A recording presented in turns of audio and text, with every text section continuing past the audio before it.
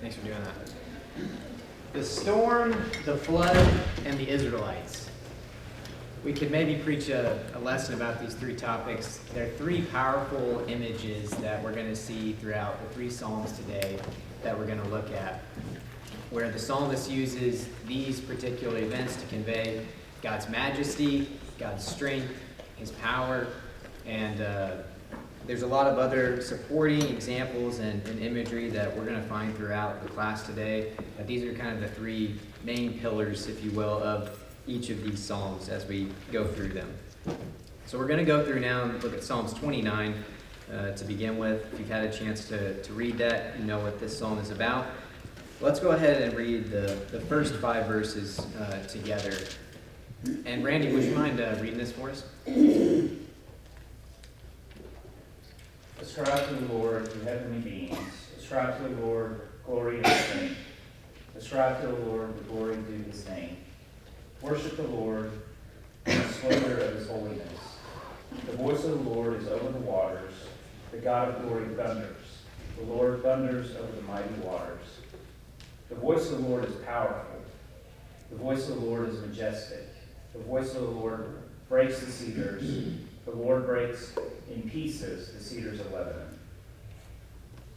Thanks for doing that.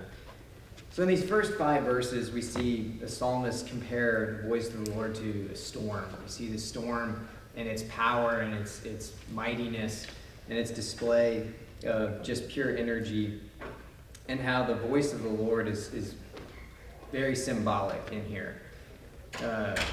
What I think is very interesting is how David starts out this psalm, in that he ascribes to those that are mighty on this earth. He talks about those that think they are mighty or powerful, and then, implores them to worship the Lord and to recognize the Lord. And then he goes into a very powerful descriptor, which is a storm, or something that has great power, great energy, and begins this very symbolic psalm describing that. What is being evoked in these first 5 verses when you read through this, what we've just read through? What things stick out to you that display some of the psalmist's words here?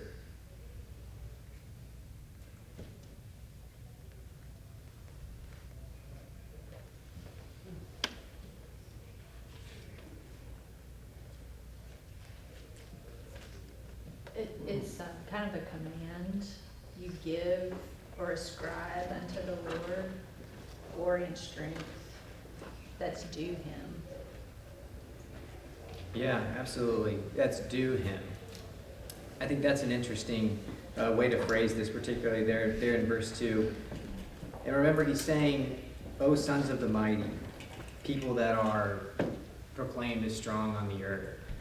Recognizing who is the mightiest, who is the strongest of them all. That is God. That is the Lord. David uses very powerful imagery here to think about God's omnipotence, God's power. When we think about a storm in general, storms are very powerful phenomenons on this earth. They're very visual. They're very striking. This one of these first images here on the left, this is a heat lightning storm in the Phoenix, Arizona Valley area. And I lived there for a couple of years and got to see these things often. And during the monsoon season, around June through September, you can get these extremely powerful clouds that roll in over the valley. And the lightning is very sporadic. You oftentimes don't know that it's coming from a single focal point, like a storm that may, like a concentrated storm that may come over an area like the Midwest here. And it's very interesting to watch and see how sometimes no rain is even dropped. The forces that work out there are a very different type of phenomenon. Anybody that's been out there would probably maybe recognize that. And sometimes you'll get maybe a sandstorm that would roll in on top of this, and you'd have a very eccentric, energy-ridden, display of lightning flashing. You have dust blowing, visibility is limited. It looks very much like an apocalyptic, Mad Max type scenario where it's just sand everywhere, lightning. But it's interesting that David uses this to give us some symbolism for God's strength and power. Why do you think he uses a storm, maybe? Any ideas? I think they're all things that we know, and that they would know. They would know thunder, they would know lightning, they would know, things that they had experienced and couldn't possibly experience the power of. Yeah, absolutely. It's something we can relate to. We can certainly witness the power of that in our everyday life. They no doubt had the same types of weather patterns, probably. What else? Any other ideas? Storms have the capability of providing life. They use the water for their land and their crops in order to live. If there's a drought, they're gonna, a lot of them will die, but they also have the power to destroy and harm. And God is capable and does both as well. What about the unpredictableness of a storm? You think about lightning, they say it never strikes twice in the same place. You just don't know where it's going to go. It's scattered in nature. We call storms now on the weather channels or wherever you get your weather news these days, scattered thunderstorms, right? Because we have no idea generally where they're going to break, where they're going to hit. There's something unpredictable about them in nature. And one thing, maybe I'm stretching here, but I think that's very interesting, is that, God is not unpredictable.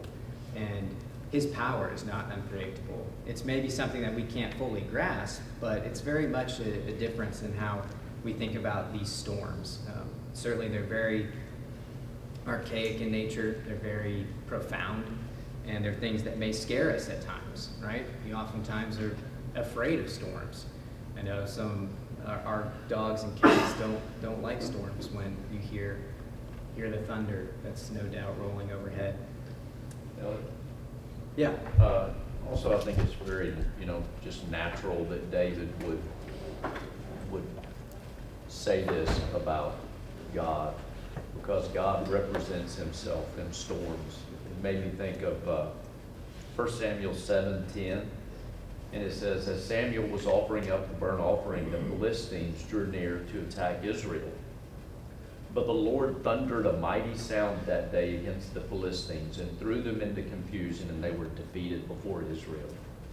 I always thought about, we know he led them in the cloud when they were coming out of Egypt, but that one always kind of stuck out. He just thundered them, and they were all confused, and the Israelites defeated them. But God is in the storm, and David, uses that imagery to describe the Lord's power.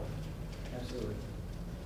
Even when he's not in a literal storm, sometimes his power, his majesty can just sort of appear in a way that makes everything else fade away. I don't know if maybe this was just my family, but every now and again we'd be doing something and then massive thunder claps out of nowhere and it just sort of stops everything we're doing.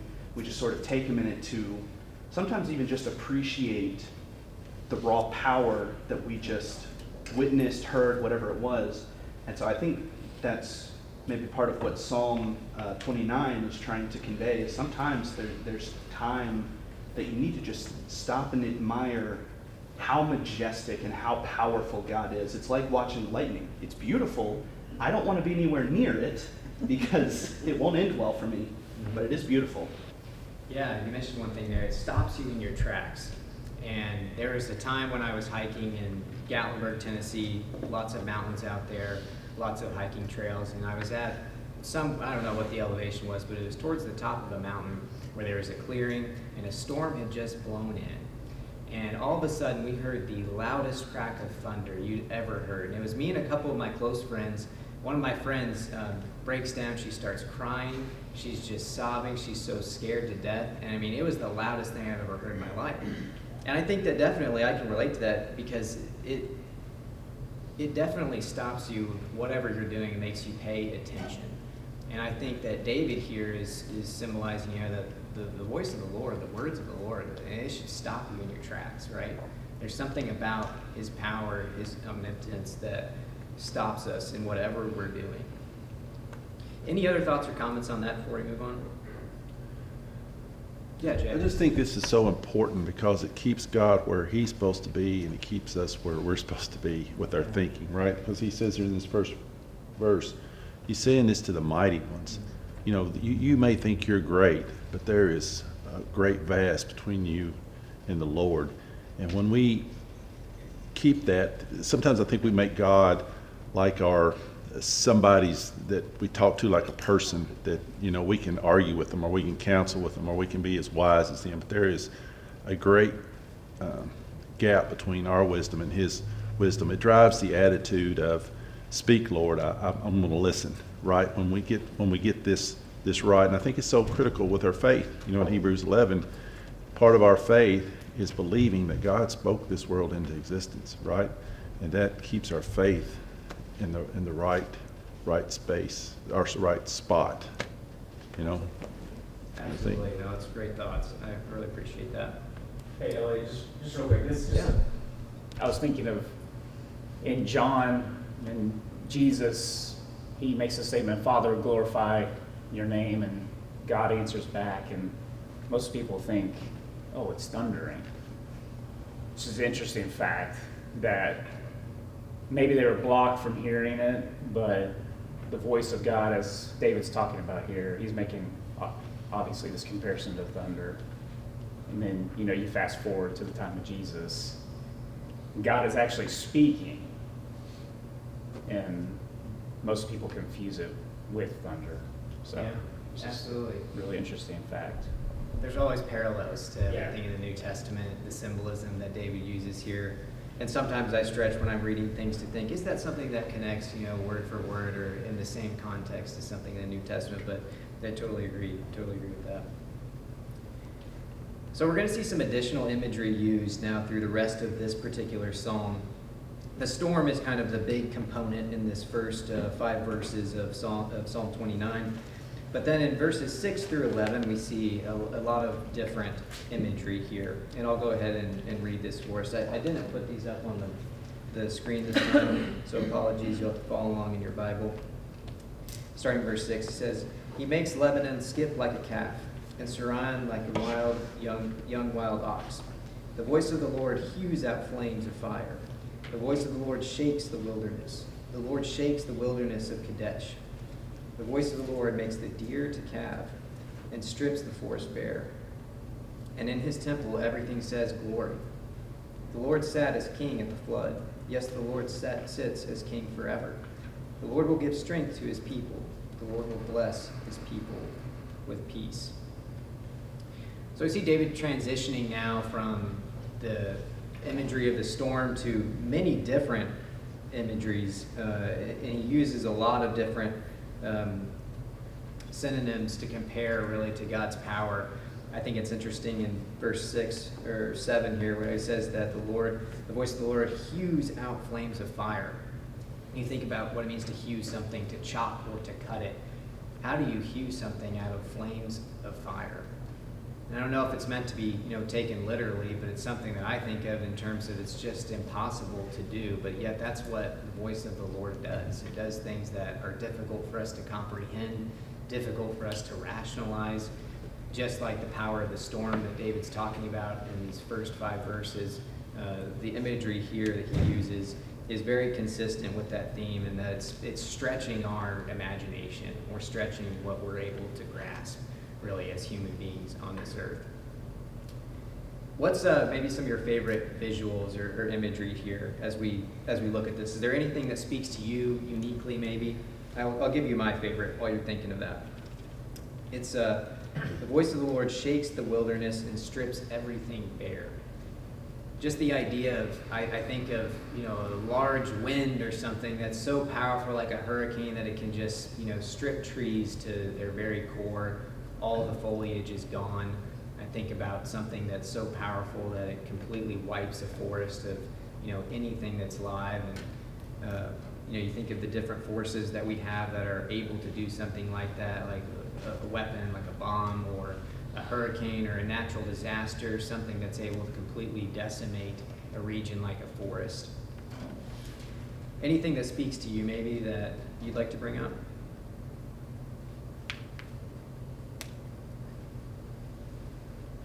All right, let's keep moving. Let's look at verses 10 and 11 now.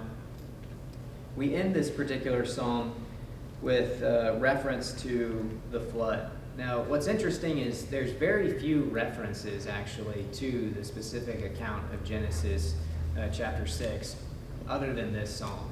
We see the flood mentioned in other contexts, and it talks about great waters or having an abundance of water that's overthrowing something. But this is a particular reference, the word that's used here, to the flood.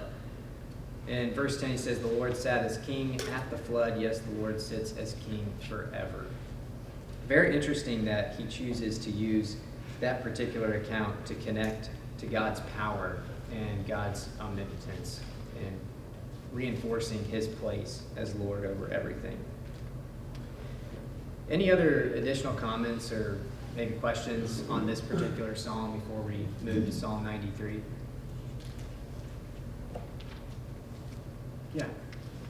I just find it humbling because he ends with, "May the Lord bless his people with peace." We've just spent all this time talking about, again, how great the divide is between us and God. Even these mighty men, which, according to some translations, might even be some sort of spiritual being.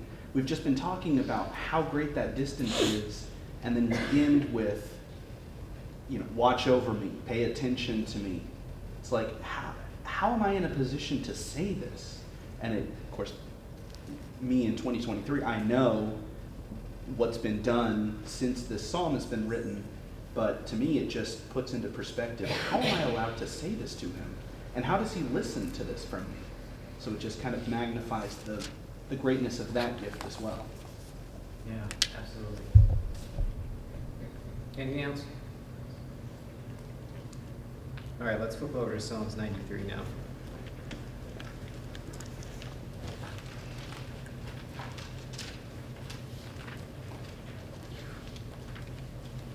So Psalms 93, we see we don't know who wrote this one. We're going to say the psalmist for this one.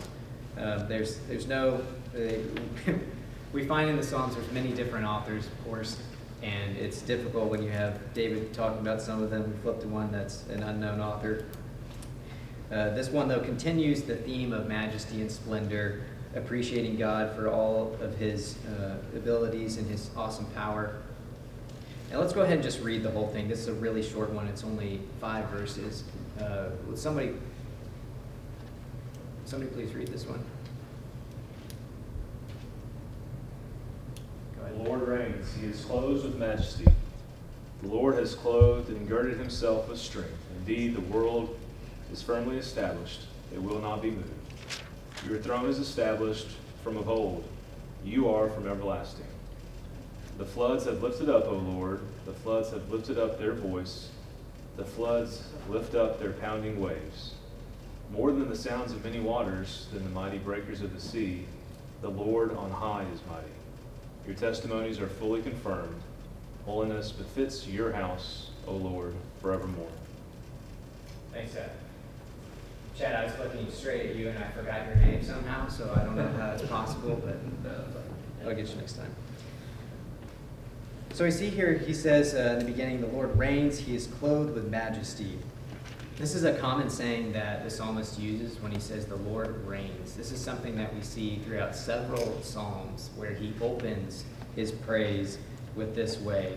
And I think it's very, very interesting to start a psalm that way. We see, though, he says that he is clothed with majesty. When we think about majesty, it's not something we say as often today. It's maybe a little bit more common than some of the other biblical terms. What is majesty, though? What is majesty? My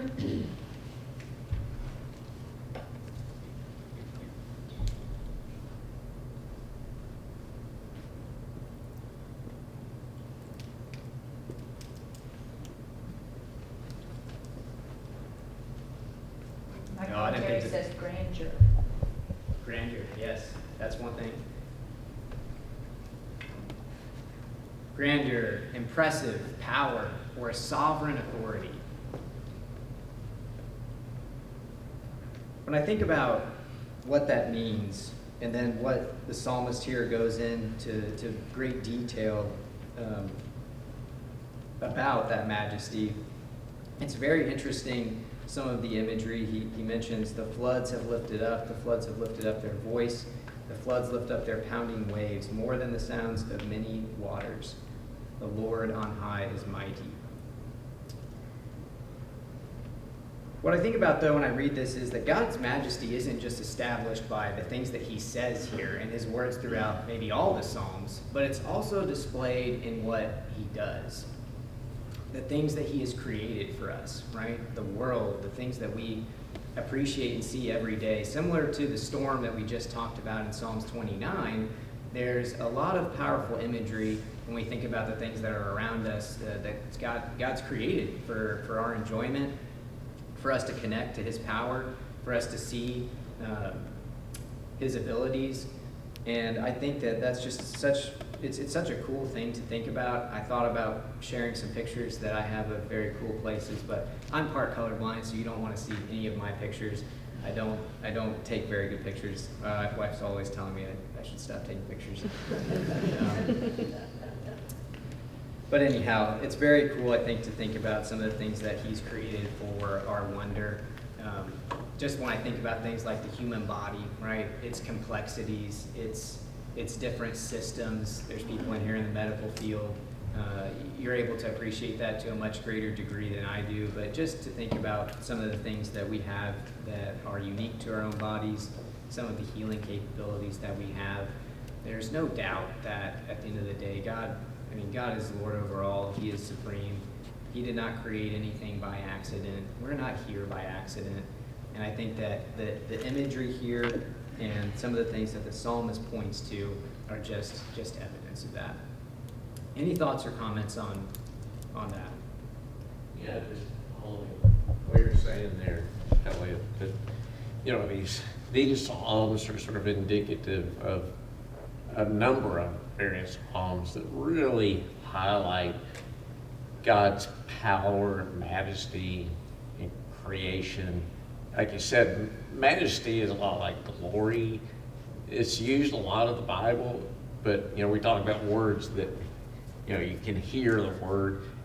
Majesty and glory you almost have to see. It's hard to define unless you're just looking at something. And I think the idea, and many of us at different points of our life, we maybe a sunset, maybe some mountaintop or canyon, or if the ocean is, even just on a normal day, standing on the west coast and waves rolling in, and just the vastness sometimes, the beauty of things. I think, again, sometimes we're liable to only think of God on particular occasions, but I think reflecting back on these things that we've seen, and also helping it to spur our appreciation of the things like you mentioned that we see every day. That your picture here, I think I've mentioned before, one of the astronauts on Apollo 12 who really wasn't a believer, but on their return trip to the Earth from the moon, as this big ball of blue and white clouds, he goes, it's hard not to think of a God behind this. And just as we learn more, to see more of, you just come, it should, as you said, make you realize, look, this big ball of blue and white isn't here by accident. And yes, this isn't God, but it, like these Psalms indicate, it gives us little images of, and little snapshots of who he is and what he is and his power and his love. And I think the more we can build a daily appreciation for that, I think it will help us connect closer to God. Yeah, I definitely agree with that. And I think that connects really well to what Jay mentioned earlier with how that builds our faith, right? At the end of the day, seeing those things, thinking about those things. But so often, at least the shame of it all is I'm very guilty of not thinking about that at times. I get up in the morning, I'm rushing around to get ready for work. I've got so many other things I'm thinking through on my mind. And I'm not meditating on that as much as I need to be. I know that it's there. I know that God created the whole world and He did all these things. But when we take that for granted in our daily routines, I think that's why it's so important for us to remind ourselves constantly of what we already know. You know, I mean, that's why I think God's given us the ability of memory, to remember these things in order to build our faith and to keep it at the front of our minds. No, sometimes in my classes, I tell students, if you took a shower this morning or yesterday evening or whatever, you should realize how many billions of people through history would have thought that is the most incredible thing. And yet every day, we talk about, well, God gave us breath. And, we've learned a lot about how respiration works and all. You think about, God set us up that we can breathe in air and breathe it out and then exchange oxygen and carbon dioxide. I mean, things that, if we really think about it, are, truly miracles of God's creation that, like you said, we get so used to it, we just like, okay, well, this is the way it's supposed to be. I'm supposed to have hot water in the morning. Right. I was born into this world. That's the way it is. So true, and I don't want to talk too long about this point, but it made me think when I was preparing for class, just how many of the comforts that we have and how we are a, 5G, on-demand, drive-through, want-it-now type society, If our coffee, to Jared's point this morning, doesn't come out, at 102 degrees exactly, we know something's up, and I had a cup this morning, but I needed another one. But we have so many things that we're thankful for that we probably just don't reflect often enough to those things that you're talking about, and I totally agree with that. Any other thoughts before we keep moving here? Yeah, just one of the things too I'm thinking about as Brian and you were talking, which is the things that he brings up in the Psalms are things that are powerful. There's some mystery to them. The storm. You talked about mountains, and sometimes like you go to the Smokies and you look out and you see, like my kids call it like the broccoli, but it's just, there's beautiful mountains out there and you see the trees and everything, but there's a depth to it. There's things going on below that, and the ocean is majestic and powerful, but there's a depth to it, and God's describing Himself with using these things and through these things, and we can look at Him and be in awe of that, but there's a deeper thing there too, that if we get closer, if we invite Him, then we're going to be able to get a deeper meaning, and there's more to it that's going on than just the surface. Yeah, absolutely. That's a great comment. A little behind on our slides here. We've kind of talked about this in some of the comments that Brian's made and myself. We see that David and Asaph both really detail a lot of the similar things in some of their words, particularly around God's majesty and His power. But when we think about how oftentimes, the great shame is that we don't reflect on these things often enough, and that, it's to our own detriment. I think that we oftentimes can fall into saying there's not enough time for that. Let me focus my time on X, Y, and Z, learning more, building my knowledge, doing something else that maybe is just as applicable within the Bible, building my Bible knowledge.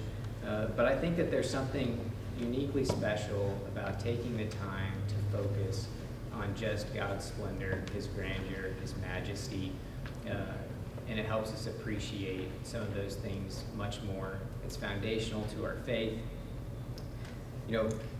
To the saying, there's never enough time, I used to say to a roommate that I lived with who would never take out the trash, I said, there's never a good time for you to do this. There's never a good time to do anything, really.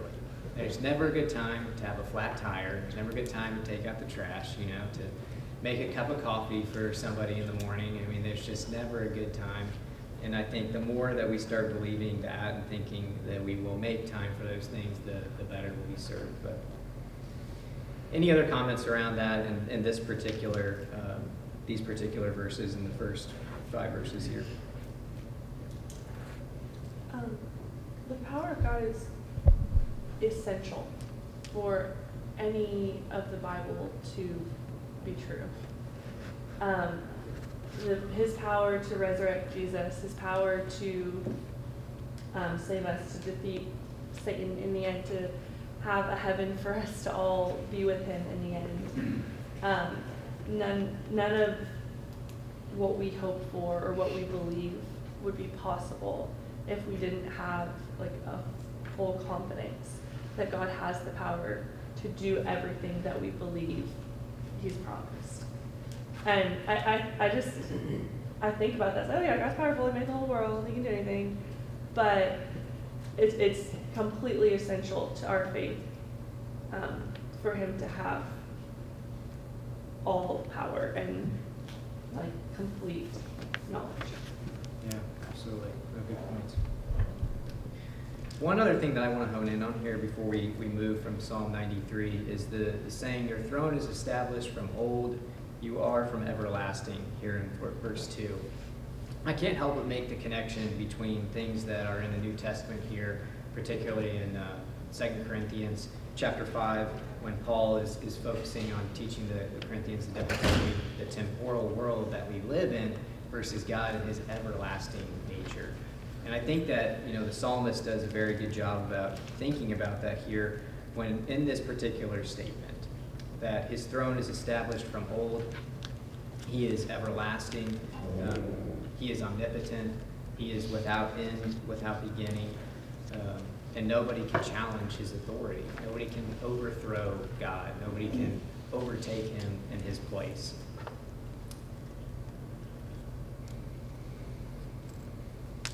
All right, moving on. Let's go to Psalm 99 here quickly before we run out of time. We probably won't have time to go through much of this, and I'll go ahead and read just the 9 verses that are here.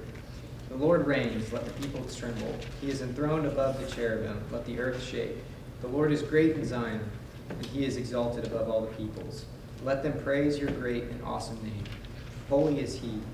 The strength of the king loves justice.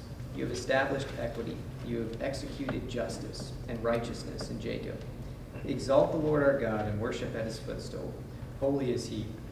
Moses and Aaron were among his priests, and Samuel was among those who called on his name. They called upon the Lord, and he answered them.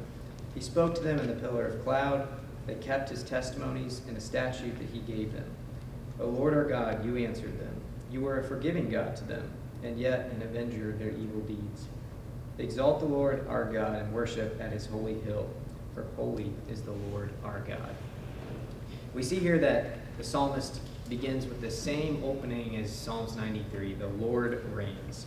And this is what I was talking about. There's a lot of connections, I think, throughout these psalms and how we talk about his power. He also mentions that in verse 3, holy is he, and that he is set apart from. Set apart from what, though? What does he mean there? Oh, you got off the hook. Anybody? Last question. You really went off the hook, don't you? Set apart from us, from mankind, right? God is revered. God is holy. Thank you so much for your attention. We'll finish up this psalm on Wednesday and look at the other two that we're going to